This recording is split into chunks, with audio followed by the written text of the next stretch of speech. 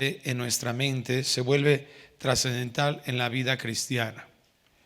Definitivamente, Dios quiere que sus hijos conozcamos la importancia de la resurrección. Y así titulado el día de hoy este tema, la importancia de la resurrección. Vamos a Marcos capítulo 16, versículo 1, que dice de la siguiente manera: pasado el día de reposo, María Magdalena, María la madre de Jacob y Salomé compraron especias aromáticas para ir a ungir el cuerpo de Jesús. Muy de mañana, el primer día de la semana, llegaron al sepulcro cuando el sol ya había salido, y se decían unas a otras: ¿quién nos removerá la piedra de la entrada del sepulcro? Cuando levantaron los ojos, vieron que la piedra, aunque era sumamente grande, había sido removida. Entrando en el sepulcro, vieron a un joven sentado al lado derecho, vestido con ropaje blanco, y ellas se asustaron. Pero él les dijo: no se asusten. Ustedes buscan a Jesús el Nazareno, el que fue crucificado. Ha resucitado, no está aquí. Miren el lugar donde lo pusieron. Pero vayan, digan a sus discípulos y a Pedro: Él va delante de ustedes a Galilea, allí lo verán tal como les dijo.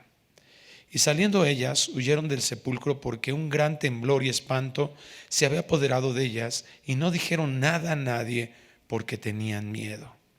Después de haber resucitado, muy temprano el primer día de la semana, Jesús se apareció primero a María Magdalena, de la que había echado fuera 7 demonios.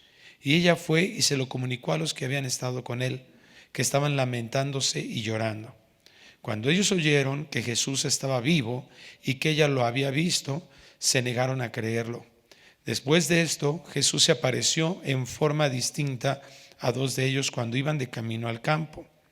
Y estos fueron y se lo comunicaron a los demás, pero a ellos tampoco les creyeron. Vamos a orar. Padre, gracias te damos por la bendición que nos das de estar aquí reunidos, porque te hemos adorado, porque hemos tomado un tiempo de estar juntos para considerar tu palabra. Y queremos pedirte que el día de hoy permitas que la comprendamos, entendamos el propósito por el cual Cristo se hizo hombre, vivió una vida justa, fue a morir a la cruz del Calvario, pero como hoy estudiaremos y lo hemos leído en tu palabra, resucitó de entre los muertos.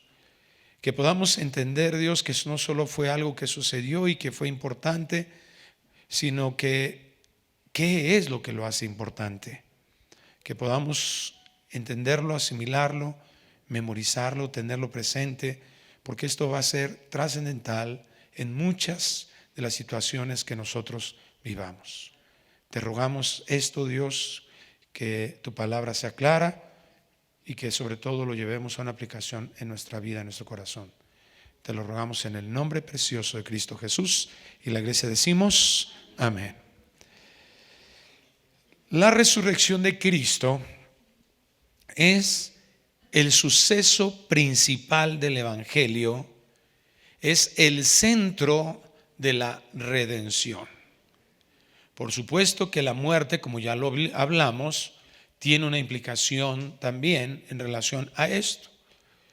Pero tenemos nosotros que considerar que Cristo pudo haber muerto, pero sin la resurrección no nos hubiera dejado el entendimiento de todo el valor que la misma muerte tuvo. ¿Quiénes de los seres humanos han muerto?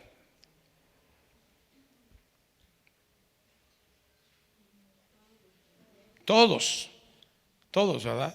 Salvo la excepción de Enoc, tal vez Elías, ¿verdad? Que caminaron con Dios, que fue arrebatado y que nos dan un señalamiento, pero tuvo un propósito Dios en eso, señalar al final del día algo que sucederá con nosotros si Cristo viene.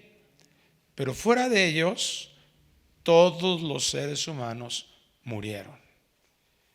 Entonces, si solamente Cristo hubiera muerto, no hubiera habido una distinción importante en relación a su vida, obviamente, y a su propósito. Entonces, Pablo lo explica muy claramente ahí en su primera carta a los Corintios, capítulo 15, donde nos comparte uno de los capítulos del Nuevo Testamento más extensos, es de capítulo 15, en donde da una explicación tan detallada de la importancia de la resurrección. Pero lo dice ahí en el versículo 14: y si Cristo no ha resucitado, vana es entonces nuestra predicación y vana también la fe de ustedes. Sin la resurrección, esto es lo que hubiera sucedido: que nosotros, ¿verdad?, no hubiéramos podido tener un fundamento de fe como el que tenemos, como el que Dios quería que tuviésemos. Por supuesto que, como repito, la cruz de Cristo es algo central en el plan de redención de Dios.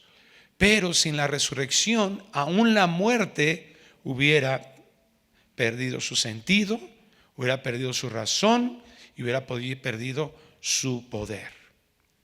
Como Pablo lo dice aquí a los Corintios, no hubiéramos tenido ninguna seguridad, porque la resurrección es la confirmación del sacrificio, de la aceptación del sacrificio de Cristo. Sin la resurrección, ¿qué esperanza tendríamos nosotros? ¿Cuál sería nuestra esperanza? ¿Verdad? Pero dice el versículo 20, después de que Pablo sigue haciendo una exposición acerca, porque el problema que tenían los corintios, o la disyuntiva, el conflicto doctrinal, era que algunos decían, como guiados por la filosofía helénica, que la resurrección era algo imposible de que sucediera. De hecho, recuerdan cuando Pablo se para en Grecia, en el Areópago, en Atenas, en el Areópago, dice que todos la estaban escuchando y su exposición estaba siendo escuchada hasta que mencionó la resurrección. Y muchos dijeron: ay, no, ya se la fumó, ¿no? En su mente era algo imposible y lo rechazaban. Entonces esto sucede en los Corintios, y entonces Cristo empieza a hablar acerca de que si la resurrección, que no existe, que no hay posibilidad de que los muertos resuciten, y hace toda una explicación al respecto. Pero en el versículo 20 nos hace la aclaratoria: pero ahora Cristo ha resucitado de entre los muertos. Hace una afirmación categórica que nosotros tenemos que tener como hijos de Dios en nuestra mente. Primicias de los que durmieron. Porque ya que la muerte entró por un hombre, también por un hombre vino la resurrección de los muertos. Porque así como en Adán todos mueren, también en Cristo todos serán vivificados. Importantísimo para todos nosotros. ¿Por qué? Porque muchos de nosotros, como es popular, como es atractivo, hablamos acerca de la muerte de Cristo. Repito, lo cual es importante, es algo central, no estamos diciendo que no. No estoy diciendo que la muerte de Cristo no haya tenido ningún valor. Ya lo estudiamos, ya vimos qué es lo que sucedió ahí, ya vimos lo que se pagó en la cruz, pero, ¿verdad?, tenemos que saber que la muerte no está completa en el plan de redención sin la resurrección. Entonces, repito, a veces la predicación se vuelve evangelística, es decir, con aquellos que queremos impactar en relación a que puedan venir a Cristo, enfatizamos en la cruz, enfatizamos en la muerte, enfatizamos en que Cristo pagó por nuestros pecados, lo cual es cierto. Pero la predicación del evangelio tiene que contener tanto la encarnación como la vida justa, como la muerte, por supuesto, como la resurrección y como la ascensión de Cristo. Porque eso fue totalmente completo en lo que Dios había planeado. Entonces, cuando nosotros predicamos el evangelio, ¿tenemos que hablar de la muerte de Cristo? Sí, pero muchos de nosotros ahí nos quedamos. Y tenemos que hablar de la muerte y también de la resurrección. Porque así como en Adán todos mueren, también en Cristo todos serán vivificados. ¿Cuál sería la razón solamente para poder decir que Cristo pagó por tus pecados si vamos a morir y ahí se acabó todo? ¿Sí? Y Pablo lo expone, repito, ahí en 1 Corintios 15. No lo voy a leer con todo el capítulo porque no nos da tiempo, pero ustedes léanlo en casa como él hace esta exposición. Pero aquí lo vemos. Nosotros afirmamos que Cristo volvió de la muerte. ¿Por qué fue importante que Cristo haya vuelto de la muerte? ¿Qué fue lo que les dice el Señor a Adán y Eva si ellos desobedecen su instrucción? De cierto, morirán. La muerte es la consecuencia del pecado. La muerte es la maldición del pecado. Pablo también lo dice ahí en Romanos capítulo 6, 23. La paga del pecado, el costo del pecado, la consecuencia del pecado, lo que trajo el pecado fue la muerte. Entonces ya vimos que Cristo se somete a la ira de Dios, se somete sin merecerlo él en su vida, se somete a la muerte, pero la muerte, dice Pablo también ahí en el capítulo 15, no se enseñorea de él. La muerte no lo domina, no se queda ahí. Entonces la afirmación de que Cristo resucita es porque la muerte es quitar la vida. ¿Y resucitar qué es? Volver a la vida. ¿Qué hace Cristo con la muerte? La vence, no se enseñorea de ella. La muerte lo afecta con un propósito de nuestra redención, pero la muerte no lo domina. Él vence a la muerte. ¿Te das cuenta? Ahora, ¿por qué era importante que Él venciera la muerte? Bueno, hay muchas razones, pero una en el plan de redención es precisamente que el pecado no tan solo no se enseñoreó de Cristo, sino ahora, explica en Romanos 6, también Pablo, que nosotros cuando estamos en Cristo, unidos a Cristo, ahora nosotros morimos juntamente con Él y juntamente con Él resucitamos. Volvemos a una vida nueva. Entonces, la muerte de Cristo y la resurrección de Cristo es lo que hace posible la regeneración del creyente. ¿Te das cuenta? ¿Sí? Unidos a Cristo, entonces ahora tenemos una vida nueva. Entonces, esta era la necesidad imperiosa para lograr la salvación de los pecadores. ¿De qué pecadores? Ya lo platicamos. De todos los pecadores del mundo, de toda la historia de la humanidad. No, Efesios 1 nos dice de cuáles. De aquellos que fueron elegidos soberanamente por Dios. Entonces era necesario esto.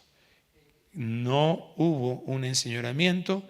Cristo resucita para que nosotros podamos tener vida nueva y vida eterna. En Hechos capítulo 17, versículo 31, Pablo predicando dice estas palabras: porque Él ha establecido un día en el cual juzgará al mundo en justicia, por medio de un hombre a quien Él ha designado, habiendo presentado pruebas a todos los hombres cuando los resucitó de entre los muertos. Qué importante es la resurrección de Cristo, porque ya lo vimos, ya lo dijimos, ya lo afirmamos, ya lo vimos ahí en Corintios 15, la importancia de la resurrección para el salvo, como lo está afirmando aquí, ¿verdad? Es que Él presentó esta prueba, Él, vamos a ver también, fue aceptado este sacrificio delante del Padre para nosotros, ¿verdad? Y por el cual ahora nosotros obtenemos una salvación eterna y vamos a estar en toda la eternidad con el Señor en su presencia. Pero también la resurrección de los muertos de Cristo, cuando Él resucita, también en ese momento está dando una prueba. ¿De qué? De que su obra fue completa.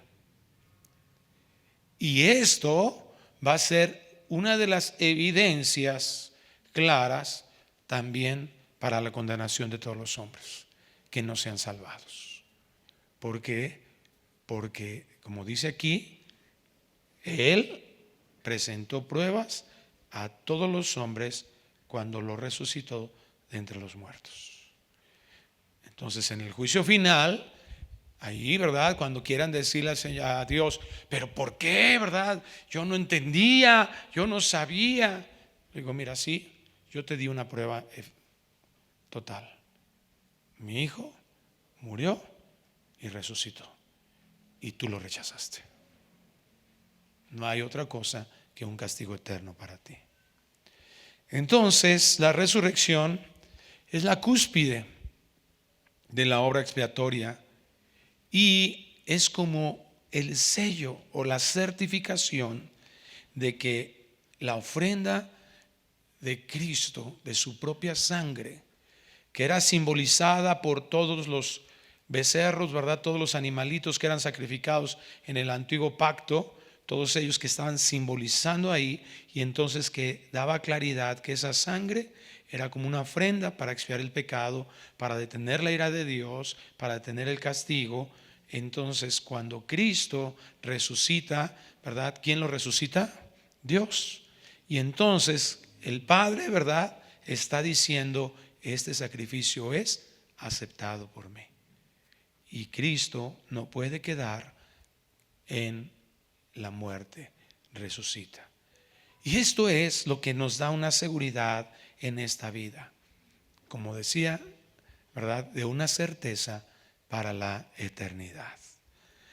Vamos ahí a Marcos capítulo 16, 1, para continuar viendo elementos que la Biblia nos informa, nos está explicando de este acontecimiento que es narrado en los 4 evangelios y que es narrado de muy particular forma en el evangelio de Marcos. Pasado el día de reposo, María Magdalena, María la madre de Jacob y Salomé compraron especias aromáticas para ir a ungir el cuerpo de Jesús. Continuamos viendo esta intencionalidad de estas mujeres, ¿verdad? ¿Recuerdas que en qué terminó el capítulo 15? En que ellas fueron a observar en dónde habían puesto el cuerpo. ¿Para qué? Para ir a hacer esto. Esto era una forma de honrar a alguien que se amaba. Era una tradición de ellas y ellas querían, ¿verdad?, seguir sirviendo a su maestro, aunque fuera todavía para ellas en su mente solo el cuerpo. ¿Y por qué digo en su mente? Porque se les había olvidado. Ellas no estaban esperando la resurrección como tal. Los discípulos estaban escondidos tampoco esperando la resurrección. Nadie, ¿verdad?, esperaba este momento. De hecho, a todos les sorprendió, como vamos a ver en un momento más. Pero ellos estaban haciendo esto, honrando al Señor en su cuerpo. Muy de mañana, el primer día de la semana, llegaron al sepulcro cuando el sol ya había salido y se decían unas a otras: ¿quién nos removerá la piedra de la entrada del sepulcro? Cuando levantaron los ojos, vieron que la piedra, aunque era sumamente grande, había sido removida. Y dijeron, bueno, ¿verdad? Hasta este momento dijeron, bueno, qué bueno, ¿verdad? Dios nos proveyó. Dios escuchó nuestra oración para que podamos ir a ungir a nuestro maestro. Entrando en el sepulcro, vieron a un joven sentado al lado derecho, vestido con ropaje blanco, y ellas se asustaron. ¿Cuándo te asustas? ¿Cuándo nos asustamos? Cuando pasa algo que no esperábamos, cuando sucede algo que jamás. Entonces te das cuenta cómo Marcos nos está narrando el acontecimiento y nos narra lo que sucedió en sus emociones. ¿Por qué? Porque podemos afirmar que ellas no estaban esperando a ver a Cristo resucitado. Iban por el cuerpo muerto, inerte de Cristo. Y de repente, ¿verdad? Van entrando ahí buscando el cuerpo y alguien les habla y ay, caray, ¿no? Y aparte seguramente que en el contexto de los evangelios este ángel tenía una apariencia muy particular y entonces ellas les sorprendió totalmente. Pero él les dijo: no se asusten, ustedes buscan a Jesús el Nazareno, el que fue crucificado. Ha resucitado, no esté aquí. Miren el lugar donde le pusieron. Estas narraciones que fueron plasmadas en el Evangelio de Marcos y repito en los otros evangelios son los elementos que se dan para que dentro de la iglesia en estos días comenzara a comunicarse este evento tan maravilloso. Y esto es lo que de comienzo trae una comprobación histórica del suceso de la resurrección. A ver, ¿cuántos son modelos de la 80 para atrás? 1980 para atrás. Levante su mano. ¿Cuántos de ustedes, así, dejen su mano levantada todos los que son 80 para atrás, ¿no? ¿Cuántos de ustedes vivieron en la Ciudad de México en el año 1985, 19 de septiembre de 1985? Los que no estuvieron el 19 de septiembre de 1985 en la Ciudad de México pueden bajar su mano. Ahora, todos ustedes, si yo les dijera que es una mentira que el 19 de septiembre de 1985 hubo un terremoto, ¿qué me dirían? Estás loquito. ¿Dónde andabas? Ya pueden bajar su mano. ¿Qué estabas haciendo? ¿Verdad? O yo no estaba. Pero si yo digo que yo sí estuve y digo que el acontecimiento del terremoto de 1985 fue algo que alguien se inventó, ¿qué dirían ustedes? Espérame tantito. Digo, no lo dije, pero ahora ya me vuelvo de su equipo, ¿no? Déjenme volver de su equipo. Si yo escucho que alguien dice eso, el día, espérame, yo estaba a las 7:19 en un cuarto piso en el CECIT número 9, ahí cerca del Metro Popotla, 2 calles del Metro Popotla, y eso se movió como nunca antes. Y me acuerdo que yo tenía al profesor de matemáticas 1, ¿verdad? El profesor Olavarría, y te puedo decir las características del profesor Olavarría, ¿verdad? Porque él tenía una memoria fotográfica. De hecho, fue a concursar a las 13 preguntas del 13 y ganó en el fútbol. Y el profesor Olavarría, ¿verdad? Estaba ahí y alguien se carcajeó porque sintió la primero del temblor y él se volteó y dijo: cuenten el chiste. Sé qué pasó cada instante de esos minutos previos y de las horas consecuentes. Y muchos de nosotros podríamos narrar lo mismo. Esos 90 segundos, nadie se nos olvidó. Ahorita levantaron la mano alrededor de 50 personas. Aquí habemos 50 testigos presenciales del terremoto del 19 de septiembre de 1985. Y si nos venimos para acá para el 19 de septiembre de 2017, ya estábamos viejitos, ¿verdad? Seríamos momias, ¿verdad? Del 2017, entonces todavía más, reunimos más, etcétera, ¿sí? ¿Te das cuenta cómo Marcos está hablando con nombres y apellidos? Aunque no dice los apellidos, ¿a qué me refiero con nombre y apellido? Dice sus nombres y dice el testimonio de lo que ellas vivieron. Ellas recuerdan perfectamente cómo se asustaron, qué hicieron en consecuencia de eso. Amados, la comprobación histórica de la resurrección nos da seguridad a la iglesia para lo contrario que decía Pablo. Si no resucitó, vana es nuestra predicación. Pero si Cristo resucitó, hay que predicar. Vale la pena la predicación. Nos da seguridad. Muchos de nosotros tal vez no estamos predicando porque nos hemos olvidado o no tenemos presente la resurrección de Cristo. Regresamos allá a 1 Corintios 15, versículo 3.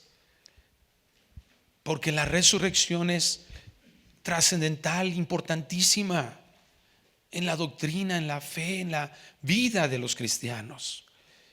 Porque yo les entregué en primer lugar lo mismo que recibí, que Cristo murió por nuestros pecados conforme a las Escrituras, que fue sepultado y que resucitó al tercer día conforme a las Escrituras. Fíjate qué importante lo que Pablo está exponiendo. El Evangelio está confirmado desde siglos antes. Lo que sucedió con Cristo está confirmado desde muchísimos años antes, que Dios había determinado que eso sucedería. Profecías del Antiguo Testamento se cumplieron con precisión. Y eso hacía que todas las personas de Israel tuvieran una conciencia acerca de la resurrección. ¿Te acuerdas ahí en Juan capítulo 11 cuando muere Lázaro, que sale, ¿verdad?, corriendo, ¿verdad?, de su hermana? Jesús, si hubieras estado aquí, no hubiera muerto mi hermano. Y él dijo, tu hermano resucitará. ¿Qué le responde ella? ¿En serio? ¿Va a resucitar Lázaro? A ver, ¿cómo es eso, Señor? Explícamelo, por favor. No. ¿Qué fue lo que dijo? Yo sé. ¿Te das cuenta? Ella tenía esa doctrina. O sea, los judíos creían en la resurrección. Los fariseos tenían discusiones muy claras en relación con los saduceos. Los saduceos no creían en la resurrección, pero los fariseos sí. Y Israel tenía una conciencia de eso. Entonces, vemos ahí, ¿verdad?, que había una conciencia de la resurrección. ¿Por qué? Porque textos como Job, capítulo 19, versículo 25, y muchos otros señalaban eso. Yo sé que mi Redentor vive y al final se levantará sobre el polvo. Y después de deshecha mi piel, aún en mi carne, veré a Dios, al cual yo mismo contemplaré y a quien mis ojos verán y no los de otro. Desfallece mi corazón dentro de mí. David sabía que su hijo muerto, ¿qué dijo él? Él ya no viene a mí, yo voy a él. Había una conciencia completamente.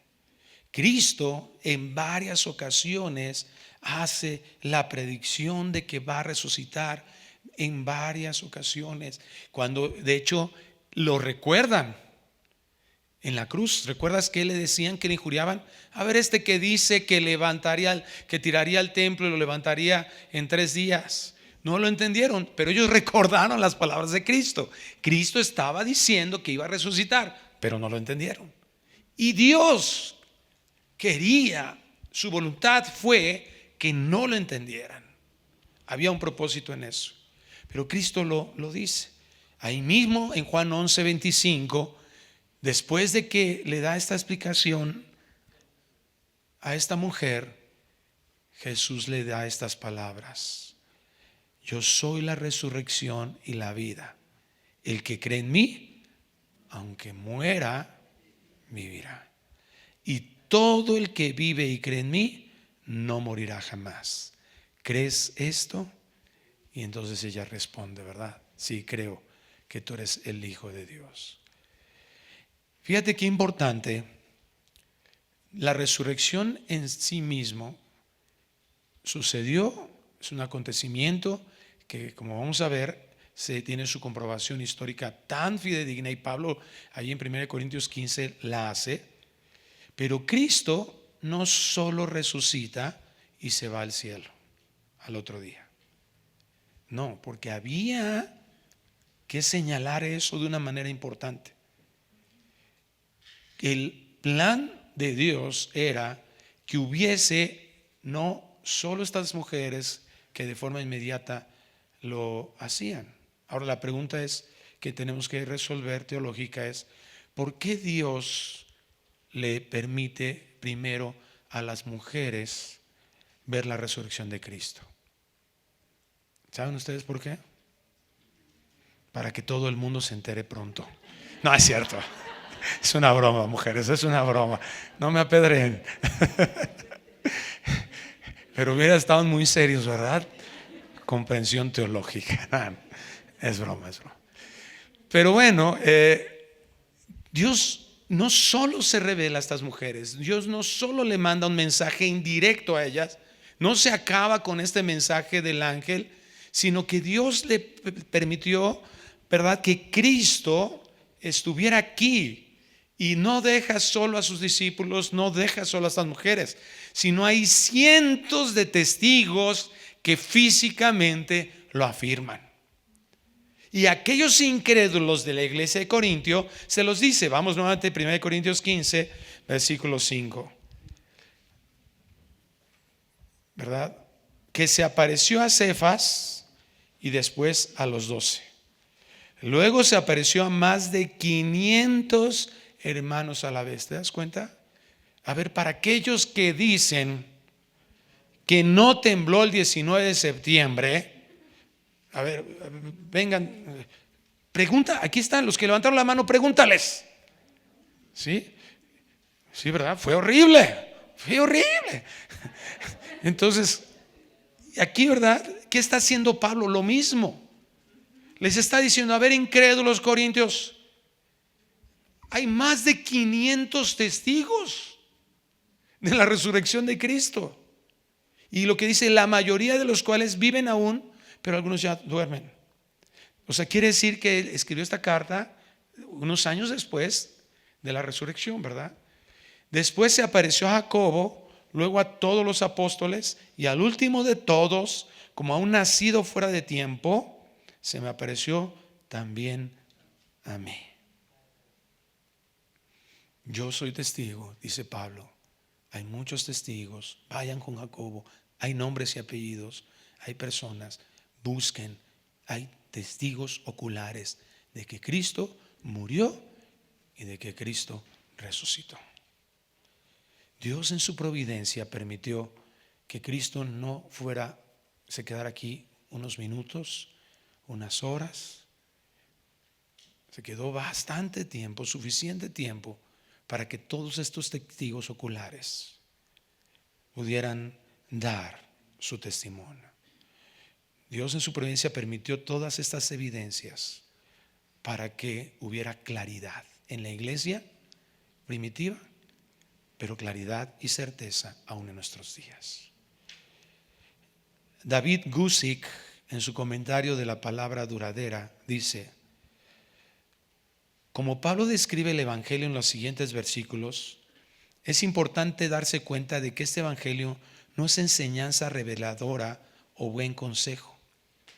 En el núcleo del evangelio son cosas que pasaron, eventos verdaderos, reales e históricos.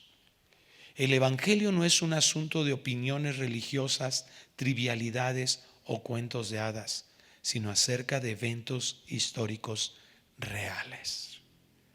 Tenemos que armarnos de este entendimiento, porque de repente escuchamos a personas que parece ser que tienen una categoría superior intelectual, y en medio de nosotros comienzan a decir: no, es que lo que la Biblia enseña es falso.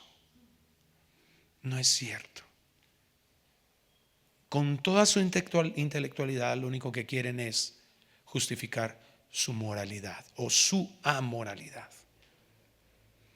El problema entre el teísmo y el ateísmo no es una cuestión ni de filosofía ni una cuestión de lógica. Es un asunto de moral. ¿Por qué? Porque hay personas que están afanadas en confirmar que Dios no es algo real, porque no quieren saber que van a entregar cuentas de sus vidas, de sus acciones. quieren seguir viviendo y pensando y justificándose, autojustificándose en ese tipo de ideas. Entonces, en medio de tantas corrientes ideológicas que nos podemos estar enfrentando, los hechos de la resurrección nos dan paz, nos dan ánimo, nos dan aliento, nos impulsan a seguir adelante en santidad. Porque para muchos el pecado puede llegarse a volver a decir, ¿vale la pena? ¿Vale la pena restringirme? Podemos estar queriendo estar atacados, engañados en nuestra mente, en nuestro corazón y decir, ¿para qué tanto sacrificio? Cuando venimos a esto, entonces se abastece nuestro espíritu de entendimiento para vivir amando y presentando defensa de la fe también.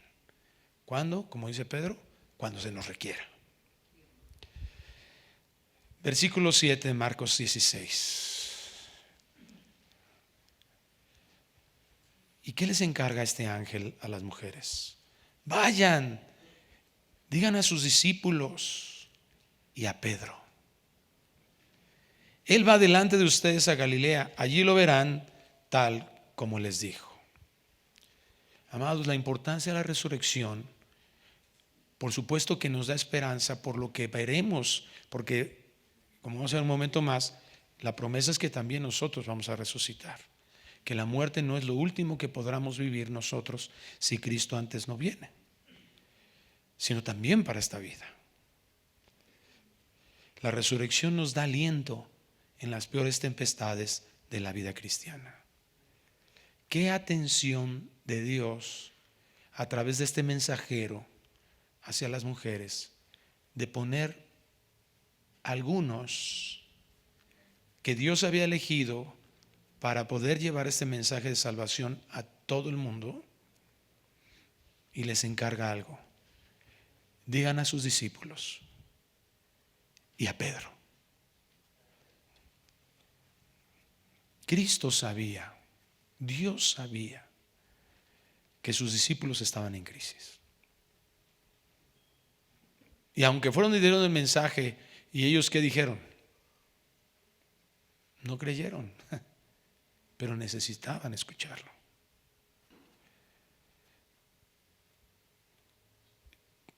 ¿Por qué Pedro?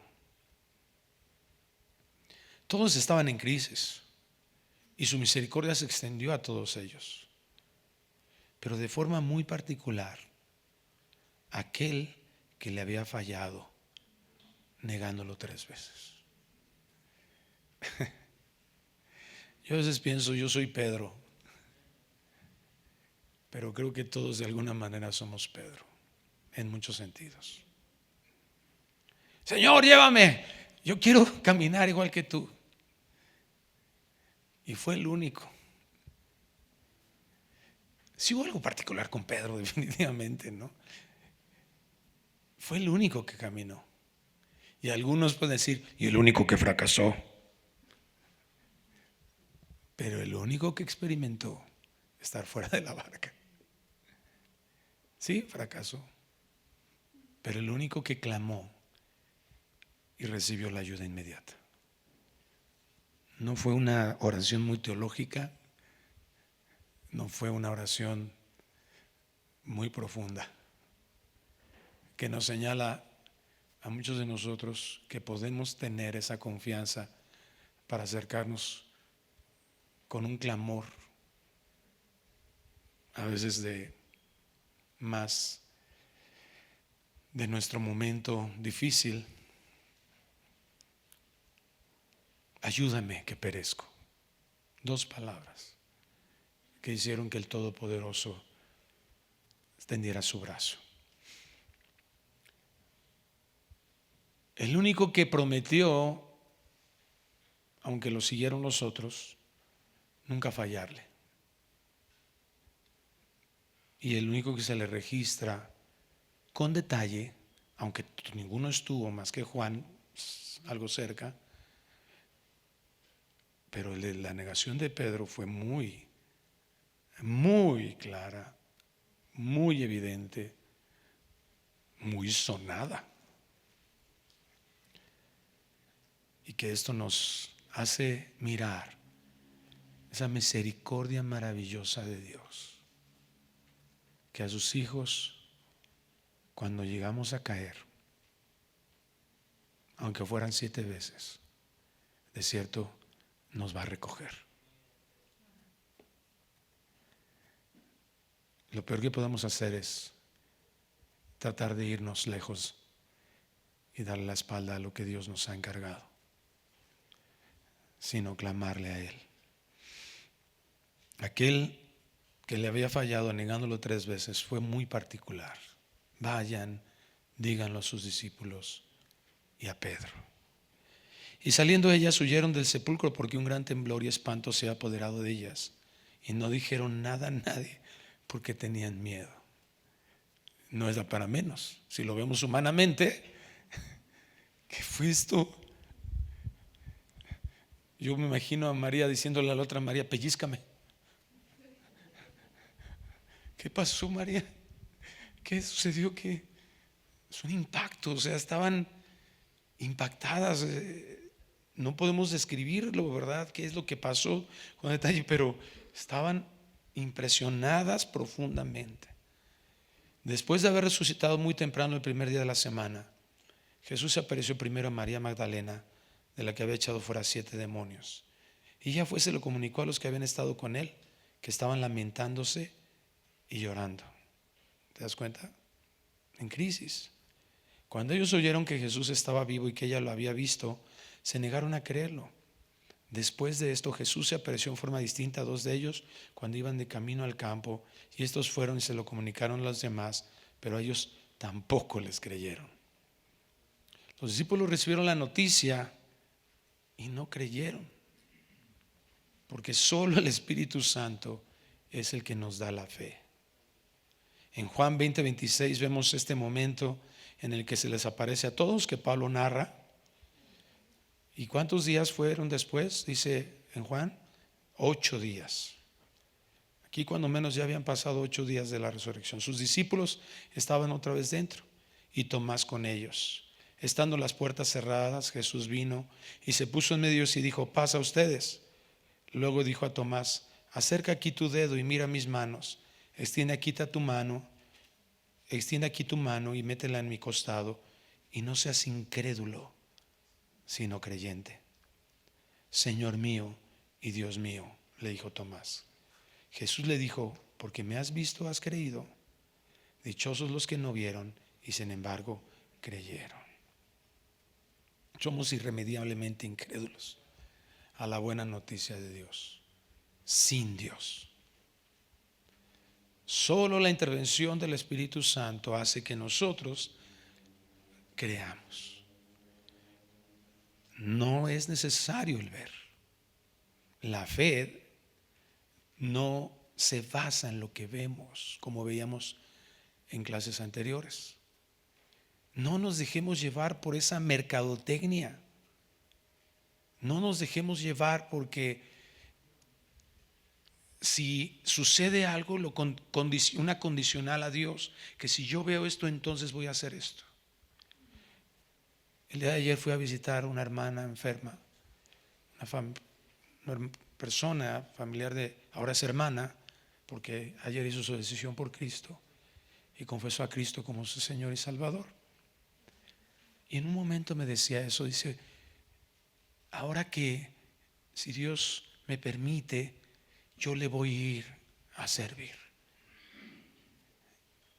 Y no le dije: no seas bárbara. No le dije así. No te esperes. No, le dije, tratando de ser amoroso con ella. Le dije: mira, el hecho de que tú estés aquí dándole ya gracias a Dios por lo que ha hecho en tu vida, esto ya es una bendición para nosotros. Porque aunque tú no lo creas, hay personas que están en enfermedad, están en profundo dolor y están muy enojadas con Dios y con todas las personas porque no le creen a Dios. La gracia de Dios se ha mostrado a ti, así es que tú ahora estás siendo una bendición. A mí me estás edificando al verte sonreír, al verte alegre a pesar de tu dolor. Y eso es por la manifestación de la gracia de Dios en tu vida.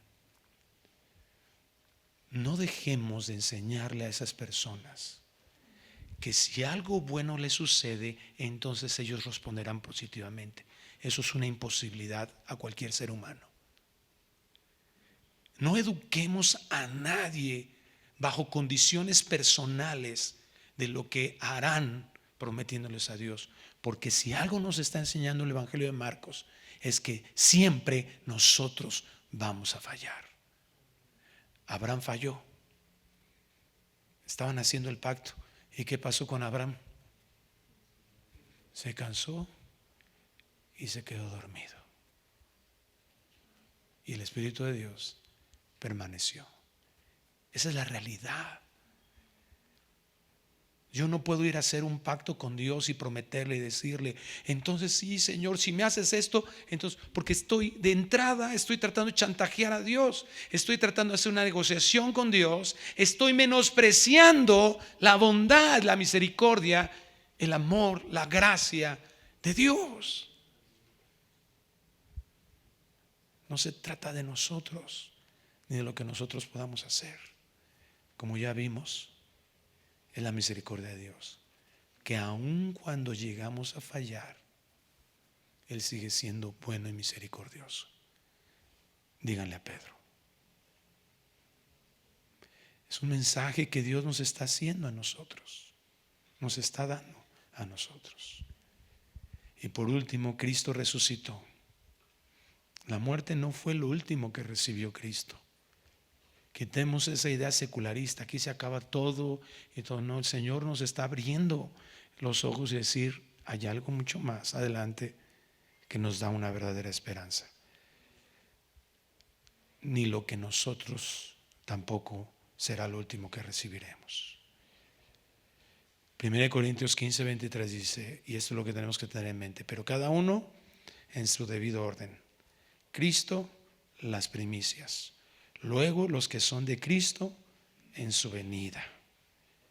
Entonces la resurrección es tan importante porque nos da una verdadera esperanza. La esperanza de que seremos librados del pecado y del mal. El pastor John MacArthur, en su comentario de Apocalipsis, nos habla de algo muy hermoso que impactó mi corazón cuando lo leí. Decía, mira, la narrativa de Apocalipsis de cómo va a ser la Nueva Jerusalén, pues es hermoso que Dios nos dé eso. Pero considerar que ahí va a haber una puerta como de perla, me cuesta trabajo entenderlo, ¿verdad? Cómo narra la ciudad y todo. Suponemos que va a ser algo maravilloso y hermoso, pero no nos alcanza la mente a llegar a comprenderlo porque nunca hemos visto algo semejante. Pero algo que sí los hijos de Dios podemos saber con claridad cuando estemos en la eternidad con Dios es que vamos a ser librados del pecado y del mal. Nunca más en nuestras vidas le vamos a fallar a Dios.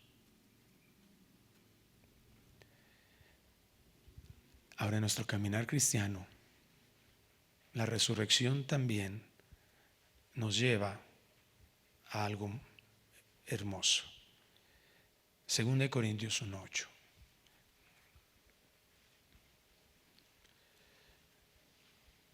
Los discípulos estaban en crisis y el Señor les envía la noticia de la resurrección. Se les presenta resucitado y cambia totalmente su perspectiva. Y esos cobardes que escondieron, el Señor convierte sus corazones en valientes mártires.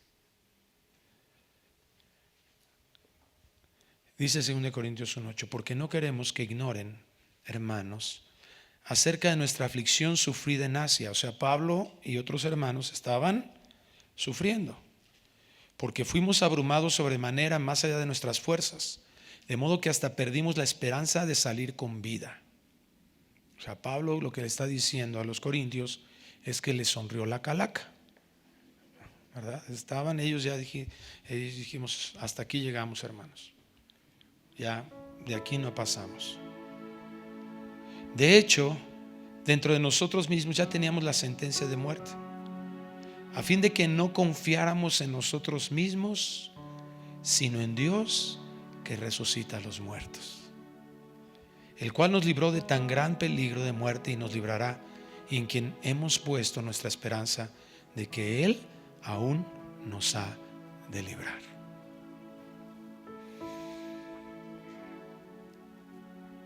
La tendencia de nuestra carne es confiar en nosotros, en lo que voy a hacer, en lo que he planeado, en mi esfuerzo.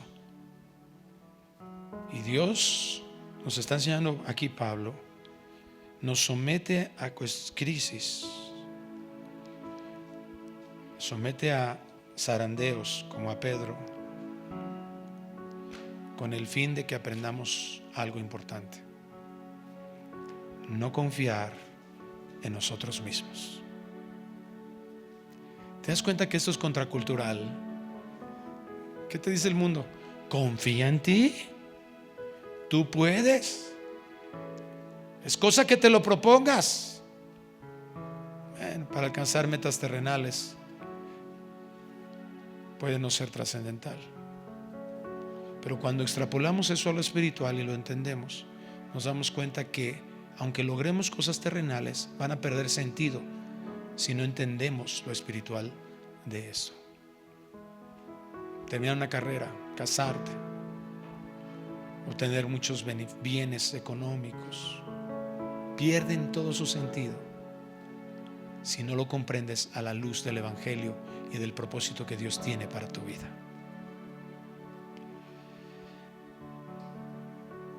Dios nos somete a eso y Dios nos recuerda que Cristo resucitó, porque la resurrección da esperanza, recordando que hay un propósito en todo, aún en las crisis. La resurrección nos recuerda que debemos aprender a depender del Señor. Hay mucho que considerar para que haya paz en nuestros corazones en cualquier situación que vivamos, pero no nos olvidemos. Seamos muy intencionales en estar autoanalizándonos. No solo digamos, ¿por qué Dios me sometió en esto? No. Hay algo en mi corazón que tiene que aprender a depender de Dios. Reconocer que confiamos más en nosotros mismos que en Dios, y que en su misericordia quiere Él que eso cambie.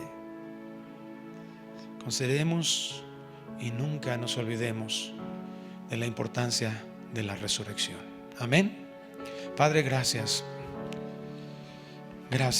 por lo que has provisto de información para que entre a nuestra mente. Ahora ayúdanos para que eso sea parte de nosotros, que esté en nuestro corazón, que nuestras decisiones en relación a las tentaciones, y que podamos ser sustentados en un entendimiento de la resurrección, para saber que ese poder con el que Cristo fue levantado entre los muertos es el mismo que actúa en nosotros para vivir en santidad. Tú nos libras de toda tentación. Tú nos libras de pecar aún cuando seamos tentados, pero quieres que recordemos quién eres tú. Ayúdanos, Señor, porque sabemos que lo que tú nos has encargado de hacer, predicar, hacer discípulos, tiene que estar fundado en el poder con el que Cristo fue levantado entre los muertos. Toda esa transformación que es necesaria en nuestras vidas para hacer luz aquí en la tierra tiene que estar basada en el conocimiento de que Cristo fue levantado entre los muertos, para que no dependamos de nosotros, sino de ti. Para que ya no pongamos nuestra confianza en el dinero, en la satisfacción que podría traer los bienes, en la satisfacción que puedan traer las personas, los reconocimientos, sino aún en la mayor adversidad, estar seguros que nuestra vida está en tus manos. Fue la esperanza que tuvo Abraham al creer en ti, que tú eras capaz, y por eso él extendía su brazo sobre su hijo. Y dice ahí que su fe lo llevaba a saber que tú podrías levantarlo aún de entre los muertos y cumplir tu promesa. Así nosotros, Señor, saber que el propósito tuyo se cumplirá, sí o sí, porque eres un Dios fiel. Permítenos decidir a través de la fe poner nuestra confianza totalmente en ti. Gracias, Dios. Te pedimos todo esto en el nombre precioso de Cristo Jesús. Amén. Amén. ¿Qué tal? Me da muchísimo gusto saludarles y quisiera simplemente comunicarles que gracias a todos ustedes a través de todas las naciones en el mundo que aman la palabra de Dios y que realmente están interesados en que nosotros como organización Vida Nueva para el Mundo continúe predicando el Evangelio de la gracia de Jesucristo, podamos nosotros continuar haciéndolo gracias a sus donaciones. Este año cumplimos 46 años de ministerio, 46 años donde hemos predicado, pensamos y consideramos de una forma fiel el Evangelio, la sana doctrina de Jesucristo. Nosotros con todas estas donaciones tenemos que sostener pastores, misioneros, obras, equipos de televisión y aún continuamos buscando la manera de poder elevar este ministerio. Hasta este momento quiero que ustedes estén enterados, no tenemos una sola propiedad. Y así hemos trabajado durante 46 años porque le damos la importancia a la evangelización, a las misiones y también a los hombres de Dios para levantar más pastores. Le damos las gracias, que pueda Dios con su gracia tocar sus corazones y que puedan ustedes invertir en un terreno donde es fructífero, porque creemos que hemos producido bastante buen fruto para la gloria de Dios. Gracias por sus aportaciones y por las donaciones que sabemos ustedes continuarán haciendo para que podamos continuar siendo fieles en la predicación del Evangelio de la gracia de Dios. Que Dios les bendiga.